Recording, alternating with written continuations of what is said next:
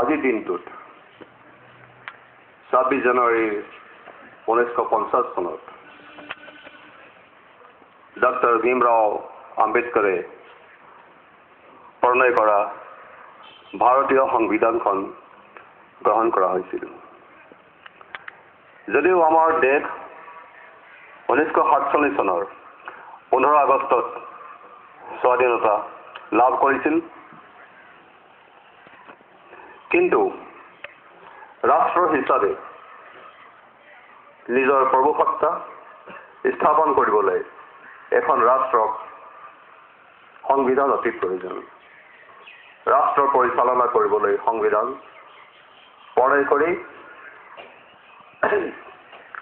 সেই সংবিধানখনৰ দ্বাৰা ভাৰতবৰ্ষক গণতান্ত্ৰিক দেশ হিচাপে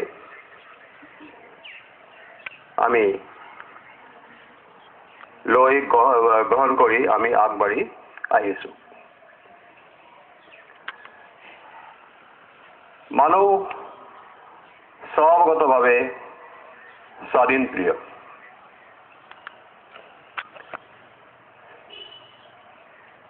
মানুহে নহয় ইভন আনকি জীৱ জন্তু স্বাধীনতা ভাল পায়, আৰু এই স্বাধীনতা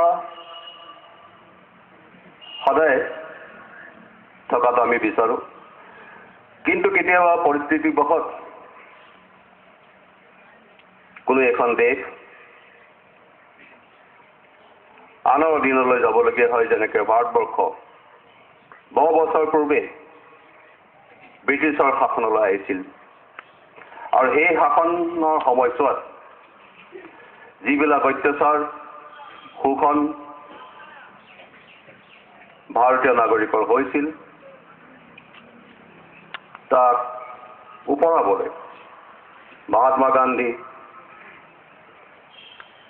জৱাহৰলাল নেহৰুৰ নেতৃত্বত ভাৰতবৰ্ষত স্বাধীনতা সংগ্ৰাম আৰম্ভ হৈছিল, আৰু সেই স্বাধীনতা সংগ্ৰামৰ ফলশ্ৰুতিত আজি এখন স্বাধীন দেশৰ স্বাধীন নাগৰিক হিচাপে নিজকে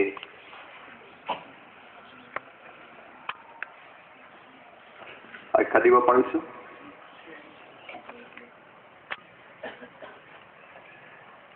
গণতান্ত্ৰিক দেশ হিচাপে দেশখনৰ মুৰব্বী ৰাষ্ট্ৰপতিক লৈ এখন দেশ পৰিচালনা কৰা হয়, আৰু ভাৰতবৰ্ষৰ প্ৰথম ৰাষ্ট্ৰপতি আছিল ডক্টৰ ৰাজেন্দ্ৰ প্ৰসাদ।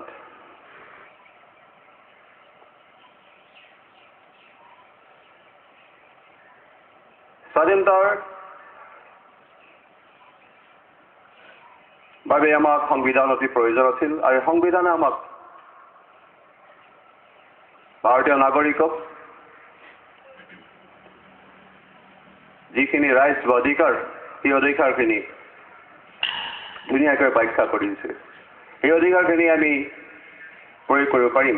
কিন্তু বৰ্তমানৰ যিটো পৰিস্থিতি, ভাৰতবৰ্ষত যি পৰিস্থিতিৰ সৃষ্টি হৈছে,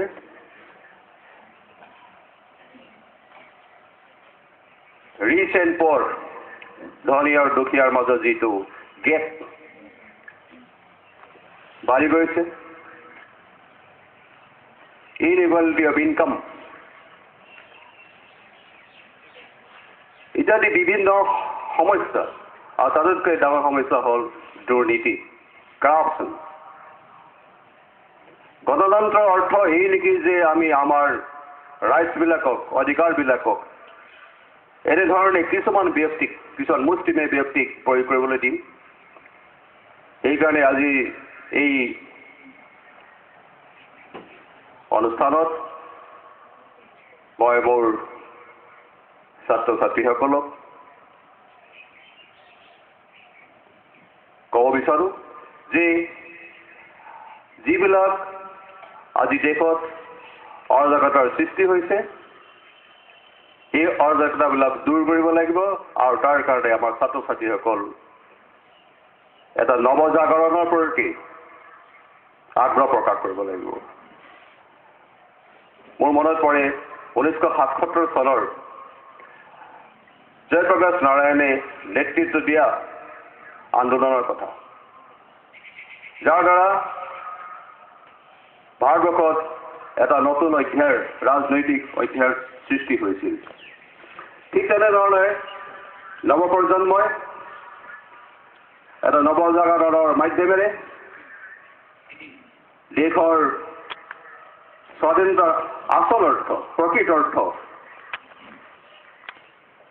বুজি পাব লাগিব আৰু যিসকল শোষিত তেওঁলোকক সেই শোষণৰ পৰা মুক্ত কৰিবলৈ যদি প্ৰয়োজন হয় আমি আন্দোলনৰ হিচাপে আন্দোলন কৰি হৈও আগবাঢ়ি যাব লাগিব। বিশেষকৈ আজিৰ সমাজত ভাৰতবৰ্ষত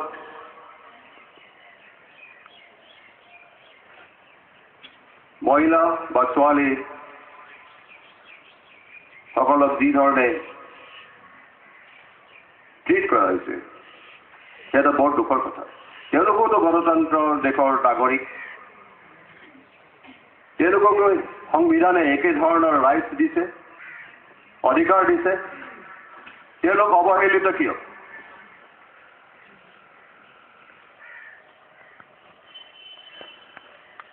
সেইকাৰণে বিশেষকৈ ছোৱালী বা মহিলাসকল এই ক্ষেত্ৰত পদক্ষেপ ল'ব লাগিব।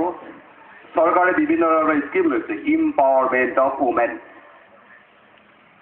ইম্পাৱাৰমেণ্ট অফ উমেনৰ দ্বাৰা সবলীকৰণৰ চেষ্টা কৰা হৈছে।